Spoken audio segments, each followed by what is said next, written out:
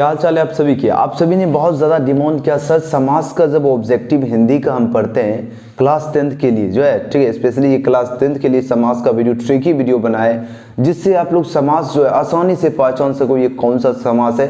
सिर्फ आपको 20 से 25 मिनट आराम से समझना है। आपको 4 से 5 नंबर या आराम से आपको एग्जाम में समाज से क्वेश्चन पूछे जाते हैं और ट्रिक एकदम सिंपल सा ट्रिक है। थोड़ा सा आप लोग पेशेंस के साथ देखिए वीडियो और आराम से समझ आओ। इतना बढ़िया से समझा दिया हूँ कि आराम से आप लोग समझ जाओगे। तो सभी बच्चे अच्छी तरह से समाज का ट्रिक समझ लीजिए ताकि एग्जाम में आपको हाई अगर स्कोर करना है तो आपको हाई जो है एक एक चीज पर आपको फोकस देना है। आप सभी के लिए ट्रिक वीडियो ला दिया हम, तो चलिए ट्रिकी वीडियो शुरू करते हैं। समास का जो है ट्रिकी वीडियो जो है करने वाले हैं, तो आप लोग ध्यान से पूरा वीडियो देखिए। उस सारी जितने भी जो है एग्जाम में आपको यहाँ से समाज से क्वेश्चन बनते हैं सारे आप लोग अच्छी तरह से समझ लेना है ताकि आपको एग्जाम में एक भी मार्क्स जो है समाज से कट ना हो। ठीक है, तो पूरा वीडियो एंड तक जरूर देखिए और सारे क्वेश्चन और अच्छी तरह से आप लोग कंसेप्ट को और साथ ही साथ आप लोग ट्रिक को भी समझ लीजिए और याद भी कर लीजिए। ठीक है, इसका पीडीएफ और लास्ट में एनालिसिस भी करेंगे ताकि आपको अच्छी तरह से बेहतरीन तैयारी हो सके।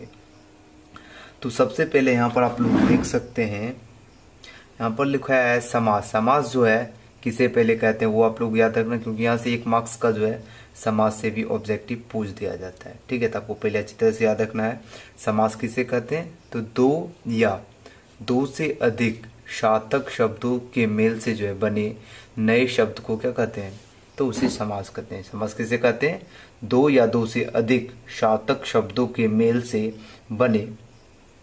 बने नए शब्द को क्या कहते हैं, समास। यानी 2 या उससे अधिक, 2 या 3 या 4 मतलब उससे अधिक जो है शब्दों से जो है मेल यानी सब जुड़कर जो बनता है नया शब्द उसे क्या कहते हैं, उसे समास कहते हैं। अब देखो समास जो है कितने प्रकार के होते हैं, तो समास जो है 6 प्रकार के होते हैं। कितने प्रकार के होते हैं, तो समास जो है 6 प्रकार के होते हैं। थोड़ा जूम छोटा कर देते हैं ताकि आप लोग को दिखने में एकदम परफेक्ट दिखे। ठीक है, तो समास जो है कितने प्रकार के होते हैं, तो समास 6 प्रकार के होते हैं। कौन कौन से समास होते हैं, तो अव्ययीभाव समास होता है, दूसरा होता है तत्पुरुष समास, तीसरा होता है कर्मधारय समास, और चौथा क्या होता है द्वंद्व समास, और 5वां होता है द्विगु समास, और 6ठा होता है बहुव्रीहि समास। यानी समास जो है कितने भेद हैं, तो समास के 6 भेद हैं। ये भी क्वेश्चन पूछा जाता है कभी कभी कि समास के जो है कितने भेद हैं, तो समास के 6 भेद हैं। आप लोग इससे कैसे याद रखना है, जैसे साल में जो है कितने मंथ होते हैं, तो 12 मंथ होते हैं। इसका आधा क्या होता है, तो इसका आधा समास होता है। तो ये हो गया। अब देखो सबसे पहले आप अव्ययीभाव समास का जो है ट्रिक समझेंगे कैसे इसे जो है एग्जाम में पहचानेंगे कि ये अव्ययीभाव समास है। ठीक है, तो इसका जो ट्रिक है यहाँ पर आप लोग देख सकते हैं, यहाँ पर लिखा गया है जिन शब्द से जो है प्रारंभ में, जिन शब्दों की जो है प्रारंभ में क्या हो, उपसर्ग लगा हो। यानी जो शब्द जो है जिसकी शुरुआत में उपसर्ग लगा होता है उसे कहते हैं अव्ययीभाव समास कहते हैं। उपसर्ग कौन कौन हो गया, जैसे उपसर्ग हो गया यथा, अ हो गया, भर हो गया, अनु हो गया, निर हो गया, प्र हो गया, प्रति। यानी ये सभी जो है ये सभी क्या है, उपसर्ग है। यहाँ पर क्या कहा जा रहा है, तो जिन शब्दों के प्रारंभ में उपसर्ग लगा हो उसे अव्ययीभाव समास कहते हैं। तो उपसर्ग जो शब्द के पहले जो है उपसर्ग लगा जाता है उसे क्या कहते हैं, तो उसे अव्ययीभाव समास कहते हैं। और कौन कौन सा उपसर्ग ये आपको याद रखना है, यथा, अ, भर, अनु, निर, प्र और प्रति, ये सभी रहेगा तो कौन सा समास कहलाएगा, तो अव्ययीभाव समास कहलाएगा। ठीक है, चलो एग्जाम्पल से समझते हैं। जिसे है यहाँ पर यथासंभव, तो यथासंभव यथा प्लस संभव, इसे भी विग्रह करिए तो क्या हो गया, यथा प्लस संभव। अब यथासंभव जो है कैसे जानेंगे कि ये अव्ययीभाव समास है। ठीक है, ये जो है कैसे हम समझेंगे कि ये जो है अव्ययीभाव समास है, तो आपको क्या ट्रिक बताएं, जब भी शुरुआत में यहाँ पर है ना प्रारंभ में क्या हो, यथा हो, अ हो, भर हो, अनु हो, निर हो, प्र हो और प्रति हो, जब भी शुरुआत में ये रहता है प्रारंभ में तो वो सभी क्या होगा, तो वो सभी अव्ययीभाव समास है। जैसे यहाँ पर क्या है यथा संभव, तो यहाँ पर क्या है यथा आ रहा है, तो यथा को देखेंगे तो आप लोग डायरेक्ट तो क्या कौन से समास हो गया, तो अव्ययीभाव समास है। कौन सा समास है? तो अव्ययीभाव समास। चलो हो गया। अब जैसे है अनुरूप, तो अनु यहाँ पर क्या है? अनु आ रहा है, यहाँ पर क्या है? तो यहाँ पर आपको बताए जो जिसकी शुरुआत में क्या अनु भी है, तो यहाँ पर क्या हो गया? ये भी क्या हो गया? अव्ययीभाव समास हो गया। अब देखो आजन्म, आजन्म में क्या आ रहा है, तो यहाँ पर आप लोग देख सकते हैं। ठीक, मैं आपको बताएं क्या हो गया? अव्ययीभाव समास हो गया। ठीक है। अब है प्रतिदिन, प्रतिदिन है, तो यहाँ पर आपको ट्रिक में बताए प्रति कौन कौन सा, ये देखो सभी ये आपको याद रखना है। या तो आपको उपसर्ग याद रखना कि जिनका फर्स्ट वर्ड उपसर्ग होता है वो अव्ययीभाव समास होता है, या आपको याद रखना है यथा, अ, भर, अनु, नीर, प्र, प्रति। ठीक है। आजन में आ हो गया, तो ये क्या हो गया? अव्ययीभाव समास हो गया। अब देखो प्रतिदिन है, अब क्या है? प्रतिदिन, तो प्रतिदिन में जो है क्या आ रहा है? प्रति आ रहा है, तो यहाँ पर आपको प्रति भी मिल रहा है, तो प्रति क्या हो गया? अव्ययीभाव समास हो गया। अव्ययीभाव समास। आराम से आप लोग पूरा वीडियो देखिए, आपको सारे अच्छी तरह से जो है कंसेप्ट, और आराम से एग्जाम में एक भी मार्क्स समास से आपको नहीं कट होगा। अब है भरपेट, भरपेट में क्या होता है? भर प्लस पेट होता है। अब इसमें जो है कौन सा समास है? यहाँ पर क्या आ रहा है? भर आ रहा है, भर आ रहा है, तो भर जो है यहाँ पर आप लोग देख सकते हैं, भर यहाँ पर है, तो भर कौन सा समास हो गया? तो अव्ययीभाव समास हो गया। ठीक है। तो आपको अव्ययीभाव समास से आपका समझ आ चुका है किस तरह आपको याद रखना है। तो जिसके शुरुआत में जो उपसर्ग जो देखो उपसर्ग लगा रहता है उसे अव्ययीभाव कहते हैं। जिसके प्रारंभ में उपसर्ग कौन कौन सा? यथा, अ, भर, अनु, नीर, प्र और प्रति, ये सभी रहेगा, तो क्या हो गया? अव्ययीभाव समास हो गया। ठीक है। चलिए बढ़ते हैं अगले क्वेश्चन। अगले दूसरा क्या है? तो दूसरा होता है तत्पुरुष समास। ये समझ आ चुका है। इसका पीडीएफ देखो, इसका पीडीएफ भी आप सभी को दे देंगे। इसका पीडीएफ आपको टेलीग्राम पर प्रोवाइड कर देंगे। टेलीग्राम आप लोग जो है टेलीग्राम आप लोग प्ले स्टोर से डाउनलोड कर लेना है और सर्च कर लेना है एजुकेशन गैलेक्सी। पहले आप लोग अच्छी तरह समझ लो। ठीक है। आपको पीडीएफ को आपको टेंशन नहीं लेना है, आपको पीडीएफ हम शेयर कर देंगे। ठीक है। आपको टेलीग्राम पर ओके, आपको सर्च कर लेना, स्पेलिंग सही से लिखना, EDUCATIONGALAXY अच्छी तरह से लिख लेना, आपको वहाँ पर मिल जाएगा। ठीक है। तो यहाँ पर अव्ययीभाव समाप्त हो चुका है इसका ट्रिक। अब आता है बाद में तत्पुरुष समास। कौन सी आता है? तत्पुरुष समास आ रहा है। अब तत्पुरुष का इसका ट्रिक देखते हैं। ठीक है। पहले ही सभी लिख लिए ताकि जो है लिखने में उतना जो है टाइम ना लगे। ठीक है। चलो आ चुका है स्क्रीन पर तत्पुरुष समास, आप लोग अच्छी तरह से देख रहे हैं। ठीक है। चलो अब है तत्पुरुष समास। अब देखो तत्पुरुष समास जो है समझने का क्या ट्रिक है। तो पहले यहाँ पर आप लोग देख सकते हैं समास को जो है विग्रह करने पर कारक चिन्ह का लोप हो जाता है, यानी जो कारक चिन्ह है उसका लोप हो जाता है, उसे जो है तत्पुरुष समास कहते हैं। तो कारक चिन्ह जो है कौन कौन सा है? यहाँ पर आप लोग देख सकते हैं ने, को, जैसे वन कारक चिन्ह जैसे कर्ता, ने, कर्म, को, कर्ण से, अब तो 8 से ही पढ़ते होंगे तो आप सभी को याद ही होगा। यानी इस जो है कारक चिन्ह का जो है लोप हो जाता है उसे तत्पुरुष समास कहते हैं। ठीक है। कौन कौन से कारक चिन्ह है? जैसे वह ने, को, से, के लिए, का, के, की, में, पर, है, ये सभी जो है कारक चिन्ह है। और इसे सभी का अगर लोप होता है तो क्या हो जाता है? तो तत्पुरुष समास हो जाता है। चलिए ऑप्शन से एग्जाम्पल से समझते हैं। तो आपको यहाँ पर लिख दिए हैं कारक चिन्ह। ठीक है। अब देखो उदाहरण से समझते हैं। यहाँ पर देख सकते हैं यश प्राप्त, यश प्राप्त यानी यश को प्राप्त। अब यश प्राप्त में देखो यहाँ पर विभक्ति चिन्ह है, नहीं है, डायरेक्ट यहाँ लिखा है यश प्राप्त, यानी विभक्ति चिन्ह का अगर लोप रहता है तो उसे क्या कहते हैं? तत्पुरुष समास कहते हैं। अब इसे जांच करेंगे पहले कि इसका फुल डिटेल जैसे होगा। यश को प्राप्त को क्या कहते हैं? यश प्राप्त कहते हैं। यानी यहाँ पर क्या आ रहा है? को आ रहा है, यानी को का यहाँ पर लोप है ना। ठीक है। यहाँ पर आप लोग ऑप्शन यहाँ देख सकते हैं, को है यहाँ पर को है, यानी को का लोप हो रहा है, वो क्या हो गया? वो तत्पुरुष समास है। यानी विभक्ति चिन्ह का लोप होता है वो तत्पुरुष समास में आता है। ठीक है। जिसे हो गया यज्ञशाला, यानी यज्ञ के लिए जो है शाला होता है उसे क्या कहते हैं? यज्ञशाला कहते हैं। अब यहाँ क्या है? के लिए, तो आपको यहाँ पर ट्रिक में बताए हैं कि के लिए रहेगा, ये सभी का लोप होता है तो क्या होता है? तत्पुरुष समास होता है। ठीक है। अब जैसे हुआ राजपुत्र, यानी राजा का पुत्र। यहाँ पर का क्या हो रहा है, लोप हो रहा है, तो का यहाँ पर देख सकते हैं दिए हुए, तो ये क्या हो गया, तत्पुरुष समास हो गया। और उसके बाद है धर्मवीर। धर्मवीर में यहाँ क्या है, मे है, मे का लोप हो रहा है, तो ये क्या हो गया, तत्पुरुष समास हो गया। अब है मनचाहा। मनचाहा में मन से चाह, उसे क्या कहते हैं, मनचाहा कहते हैं, यानी यहाँ पर से का क्या हो रहा है, लोप हो रहा है। ये सभी क्या हो गया, ये सभी तत्पुरुष समास हो गया। ठीक है, तत्पुरुष समास, ये सभी क्या हो गया, तत्पुरुष समास हो गया।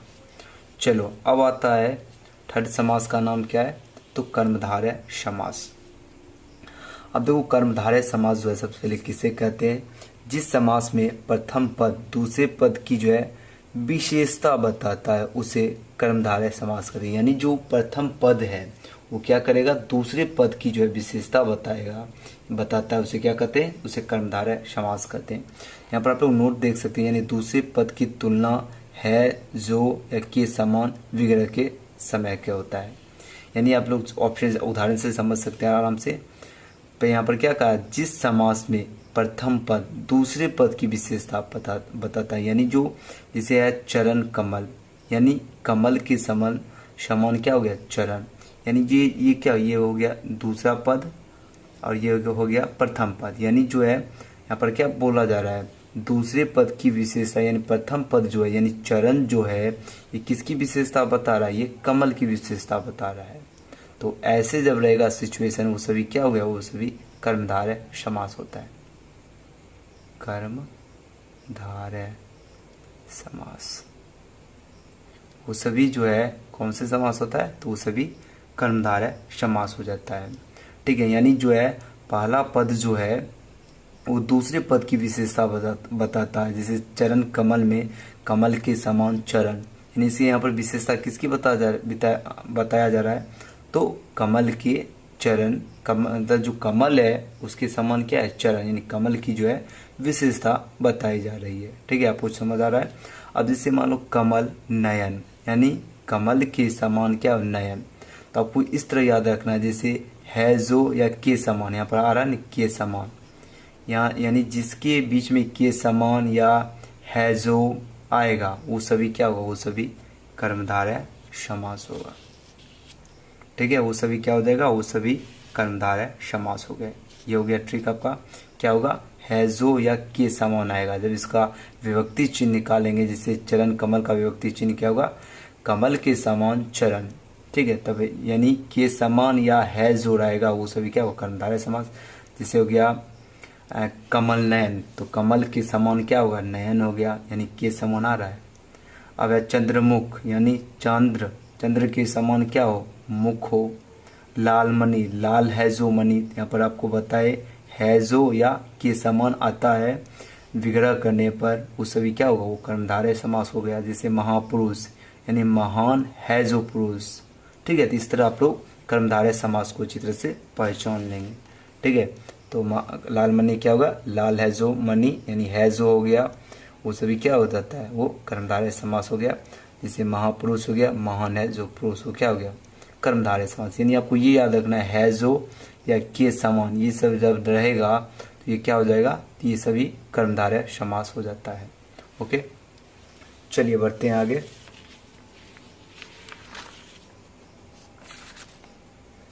चलो उसके बाद आता है द्वंद्व समास। ठीक है, चलो अब देखते हैं द्वंद्व समास क्या होता है। ठीक है, देखो यहाँ पर द्वंद्व समास है। अब देखो द्वंद्व समास जो है, पहले इसका परिभाषा आप लोग अच्छी तरह से देख लीजिए। यदि दोनों पदों के बीच में क्या योजक चिन्ह हो, ये तो आसान सा है, बहुत आपको वीडियो ऑब्जेक्टिव में भी बता दिए हैं, क्या वो योजक चिन्ह लगा हो उसे क्या कहेंगे, तो वो द्वंद्व समास में क्या होता है, यानी जिसके बीच में क्या योजक चिन्ह लगा हो। जैसे यहाँ पर आप लोग देख सकते हैं दाल और रोटी, यहाँ पर क्या योजक चिन्ह लगा हुआ है, ये क्या हो गया, द्वंद्व समास हो गया। माता और पिता, ये क्या योजक चिन्ह लगा हुआ है, ये क्या हो गया, द्वंद्व समास हो गया। उसके बाद है खरा और खोटा, इसके बीच में योजक चिन्ह लगा, ये क्या हो गया, द्वंद्व समास हो गया। नदी और नाले, ये क्या यहाँ पर है, योजक चिन्ह लगाओ, ये क्या हो गया, द्वंद्व समास हो गया। ठीक है, पाप और पुण्य, इसके बीच क्या योजक चिन्ह लगा हुआ है, ये क्या हो गया, द्वंद्व समास हो गया। अब देखो द्वंद्व समास तो एक तो ये आपको योजक चिन्ह से आपको पहचान लेना है, और सेकंड जो है, और एक और ट्रिक इसका होता है, जैसे मान लो यहाँ पर क्या है, और या, मतलब जैसे दाल और रोटी, इसको अगर सीधा से अगर बोले, अगर विग्रह करेंगे तो क्या होगा, दाल और रोटी, माता और पिता, खरा या खोटा, नदी और नाले, मतलब और ये भी लिख देते हैं अगर आपको जैसे जो सा ट्रिक या विग्रह से आप लोग इसे याद रखना है। ठीक है, यानी जो थी इसे क्या कहते हैं, इसे योजक कहते हैं, योजक, यानी आपको योजक से याद रखना है कि द्वंद्व समास होगा या और, या और हो गया, या हो गया, यानी और या जो रहेगा वो सभी क्या हो जाएगा, वो सभी द्वंद्व समास हो गया। जब इसका विग्रह करेंगे, जैसे दाल रोटी है, दाल और योजक, उसके बाद रोटी है, दाल और रोटी। ठीक है, और या अगर विग्रह करेंगे तो वो सभी क्या होगा, द्वंद्व समास हो जाएगा। या आपको ये याद रखना है, योजक चिन्ह रहेगा तो क्या होगा, तो वो द्वंद्व समास हो जाएगा। चलिए, इसके बाद एनालिसिस सभी का अच्छी तरह से करा देंगे ताकि आपको अच्छी तरह से माइंड में सेट हो जाए। चलो, अब है द्विगु समास। यहाँ पर आप लोग देख सकते हैं द्विगु समास का, पहले देख लीजिए परिभाषा। जिस समास में प्रथम पद जो है संख्यावाचक हो या समूह का पता चले, यानी जिस समास में क्या हो, प्रथम पद क्या हो, संख्यावाचक हो या समूह का पता चले, उसे द्विगु समास कहते हैं। तो इससे सिंपल सा हो गया, यानी जिससे क्या हो, संख्या का पता चले, जिससे क्या हो, संख्या का पता चले। संख्या में जैसे हो गया 1 2 3 इन्फिनिटी, कुछ भी संख्या का पता चले वो सभी क्या होगा, वो सभी द्विगु समास हो जाएगा। जैसे चौराहा, तो चौराहा यानी 4 राहों का समूह होता है, उसे क्या कहा जाता है, चौराहा। यानी चौराहा से क्या पता चल रहा है, 4 पता चल रहा है। देखो चौराहा जो है, चौराहा से क्या पता है, चौ यानी चौ से 4, ये 4 हमको क्या बताया, जिससे संख्या का पता चले वो क्या हो जाए, वो क्या होगा, द्विगु समास होगा। जैसे हो गया द्विगु समास, वो क्या हो जाएगा, वो द्विगु समास हो गया। जैसे हो गया तिरंगा, यहाँ पर आप लोग देख सकते हैं तिरंगा, तिरंगा। आज के बाद जो आपका समास का एक भी गलत नहीं होगा क्वेश्चन। ठीक है, ऑब्जेक्टिव। तिरंगा से क्या निकला, 3 निकल रहा है, यानी 3 निकल रहा है, तो 3 यहाँ पर हुआ। 3 क्या रहा है, तो पहले संख्या में हम बोल दिए कोई भी संख्या आएगा वो क्या होगा, द्विगु समास होगा। जैसे त्रिकोण हो गया, नवरात्र से 9 निकल रहा है, दोपहर से 2 निकल रहा है, यानी जिससे कोई भी संख्या निकले वो सभी जो है कौन से समास में आता है, तो वो सभी द्विगु समास में आता है। ठीक है, चलो अब नेक्स्ट करते हैं। अब आखिरी है,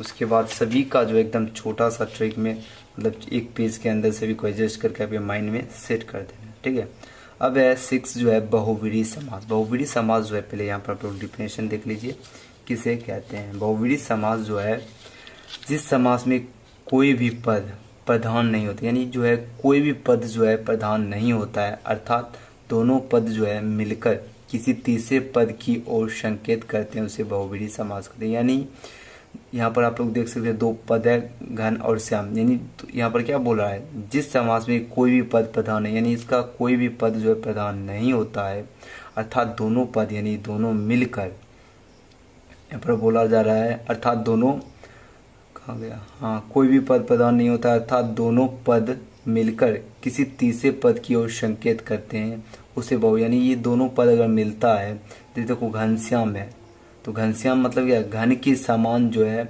श्याम है, जो यानी घन के समान जो है श्याम होता है, उसे क्या कहते हैं, उसे कृष्ण कहते हैं। यानी इसका तीसरा पद निकल रहा है तो उसे कहेंगे बहुव्रीहि समास। इसका यही ट्रिक है। और इस तरह देखो, ये ज़्यादातर जो है बहुव्रीहि समास जो है भगवान के नाम में ही होता है, भगवान। ठीक है, तो यानी भगवान के नाम में ही, जैसे ऐसा आप लोग इस तरह याद रख सकते हैं, जो पहले ज़माने में जो वर्ड यूज़ होता था वो ज़्यादातर क्या, वो सभी लगभग बहुव्रीहि समास है। या इस तरह याद रख सकते हो, घनश्याम जो है घन के समान क्या हो, श्याम है, जो उसे क्या कहते हैं, उसे कृष्ण कहते हैं। जैसे हो गया लंबोदर। लंबोदर मतलब क्या होता है, लंबोदर है तो लंबा है उदर जिसके, तो लंबा है उदर जिसके उसे क्या कहते हैं, उसे गणेश कहते हैं। तो यहाँ पर तीसरा हो गया, यानी तीसरे वर्ड की ओर संकेत करता है उसे बहुव्रीहि समास कहते हैं। अब जैसे यहाँ पर हो गया गंगाधर। गंगा को धारण करने वाला, गंगा को जो धारण करता है उसे क्या कहते हैं, उसे शिव कहते हैं। अब दशानन। दशानन जो है, दस है आनन, आनन मतलब होता है शिव, तो 10 है आनन जिसके, वो कौन है, वो रावण है। यानी रावण के कितने सिर है, तो 10 सिर है। यानी ये जो है इसके प्रथम पद और दूसरा पद से कोई वैल्यू नहीं है, कोई भी पद इसका प्रधान नहीं होता है। और ये जो है तीसरे शब्द जो है, मतलब ये तीसरे पद की ओर जो है संकेत करते हैं उसे बहुव्रीहि करते हैं। जैसे मृत्युंजय, मृत्यु की ओर जीतने वाला कौन है, तो शंकर है। ये है बहुव्रीहि समास का ट्रिक। ठीक है, तो ये हो गया आपको समास से ये सभी ट्रिक है। आपको ये सभी ट्रिक का एनालिसिस जो एकदम छोटे से वर्ड में किए, ये आपको अच्छी तरह से याद रखना। ये तो आपको डेफिनेशन सहित हो गया। ठीक है, आपको ये एकदम छोटे से जो किए हैं एक पेज के अंदर जो है पूरे आपको समास को अच्छी तरह से एनालिसिस करने के लिए आपको लिए लाए हैं। ठीक है, चलो आप लोग को समझ आ चुका है। अब फिर से अगेन जो है एकदम डायरेक्ट ट्रिक जो इम्पोर्टेंट लाइन है उसे जो है सिर्फ यहाँ पर ऐड किया। जैसे यहाँ पर आप लोग देख सकते हैं एनालिसिस है, यानी विश्लेषण करना है। ठीक है, अब यहाँ पर देखो समास के 6 भेद होते हैं, ये तो आपको पता चल चुका है सभी, तो बेसिकली आपको ट्रिक समझ आ चुका है। अब ये मेन पॉइंट एक बार और रिवीजन कर लेंगे तो आपके माइंड में सेट हो जाएगा। जैसे देखो अवयवी भाव समास, तो अवयवी भाव समास का क्या ट्रिक होता है, यानी प्रारंभ में क्या हो, उपसर्ग हो। कौन कौन सा उपसर्ग हो, यथा हो, प्रति हो, भर हो, आ हो, निर हो, प्र हो, अनु, ये सभी रहेगा तो कौन सी समास होगा, तो वो सभी अवयवी भाव समास होगा। एग्जाम्पल में जैसे यथा संभव, तो यथा यहाँ पर आ रहा है, यथा क्या है, उपसर्ग है, तो ये क्या हो गया, अवयवी भाव समास हो गया। उसके बाद है तत्पुरुष समास। तत्पुरुष समास में क्या होता है, इसका ट्रिक क्या होता है, कारक चिन्ह का लोप होता है। जिससे वह ने, को, से, के लिए, का, के, की, में, पर, है, यानी कारक चिन्ह का लोप होता है, वो उसमें क्या होता है, उसे क्या कहते हैं, उसे तत्पुरुष समास कहते हैं।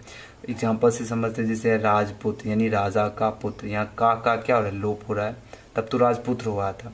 ठीक है, तो यानी जो जिसमें क्या हो, विभक्ति चिन्ह का लोप हो, वो कौन से समास होता है, तो तत्पुरुष समास होता है। ये विभक्ति चिन्ह आपको याद रखना है, कर्ता ने, कर्म को, करण से, ये सभी होता है ना, यहाँ पर आपको लिख दिए, आप लोग इसे चित्र से नोट कर लेना, PDF आपको टेलीग्राम में मिल जाएगा। अब एक कर्मधारय समास। कर्मधारय समास जो है इसका क्या होता है, जिससे हो गया एग्जाम्पल से समझो, तो इसका ट्रिक जो होता है, जैसे है जो, के समान, है जो और के समान जो है विग्रह करेंगे, करने के समय जो होता है वो क्या होता है, वो कर्मधारय समास होता है। एग्जाम्पल से आप लोग अच्छी तरह से समझ लीजिए, जैसे चरण, कमल, तो चरण क्या है, पहला पद हो गया, और कमल हो गया दूसरा पद। तो दूसरे जो है यानी दूसरे पद की जो है तुलना में क्या होगा, है जो या के समान आएगा तो क्या होगा, कर्मधारय समास होगा। क्या होगा, जैसे चरण हो गया पहला पद और कमल हो गया दूसरा पद, तो यहाँ पर क्या होगा, दूसरे पद की तुलना में क्या हो, है जो या के समान आता है, तो विग्रह के समय जो है जो या के समान आता है वो क्या होता है, कर्मधारय समास होता है।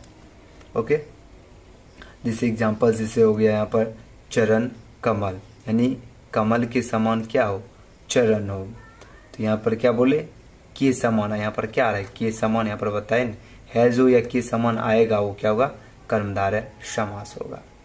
उसके बाद जैसे यहाँ पर लाल मणि, यानी लाल है जो मणि, यानी यहाँ पर आ गया है जो, तो ये क्या हो गया, कर्मधारय समास। यानी ये तो हो गया ट्रिक, और इसका डिटेल में क्या बताए थे, यानी जो है पहला पद जो है वो क्या है, दूसरा पद की विशेषता बताता है।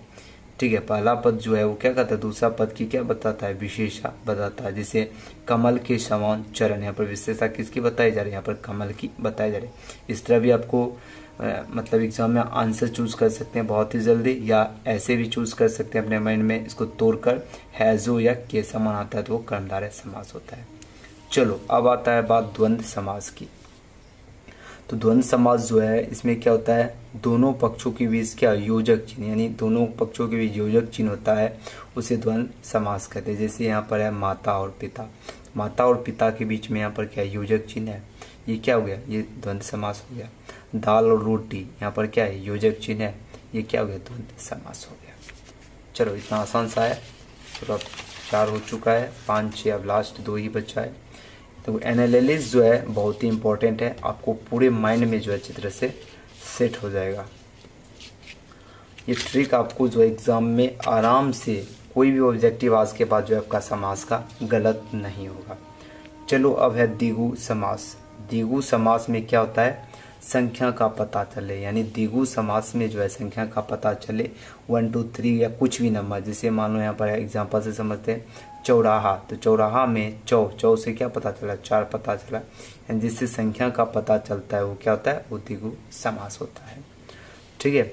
अब है बहुव्रीहि समास। तो बहुव्रीहि समास में क्या होता है, कोई भी पद प्रधान ना हो, यानी तीसरे पद की ओर संकेत, यानी कोई भी पद जो है प्रधान नहीं होता है, मतलब तीसरे की ओर जो है संकेत करता है, उसे बहुव्रीहि समास कहते हैं। जिसे यहाँ पर दशानन, यानी 10 है आनंद जिसके, उसे रावण। यहाँ पर दशानन से तो पता तो नहीं चल रहा रावण, यानी अगर डिटेल में जाएंगे तो 10 है आनंद जिसके, यानी इसकी जो है कोई भी पद क्या होता है, प्रधान नहीं होता है। ठीक है, इसका कोई भी पद जो है प्रधान नहीं होता है, उसे बहुव्रीहि समास कहते हैं। ये इसका ट्रिक होता है। और इससे आप लोग इस तरह भी याद रख सकते हैं, जो वर्ड पहले ज़माने में यूज़ होता था ज़्यादातर, उसे भी क्या होता है, बहुव्रीहि समास के अंदर आता है। जैसे लंबोदर, लंबा है उदर, लंबा है उदर जिसके, उसे क्या कहते हैं, उसे गणेश कहते हैं। ठीक है, यानी आप लोग इस तरह से याद रख सकते हैं। ये था इसका समास का ट्रिक। और इसका आप लोग अगर चाहते हैं PDF, तो इसका आपको PDF टेलीग्राम में मिल जाएगा सभी को, आपको फ्री में टेलीग्राम में। देखो टेलीग्राम में सभी PDF आपको फ्री में मिल जाएगा, टेलीग्राम पर मिलता है।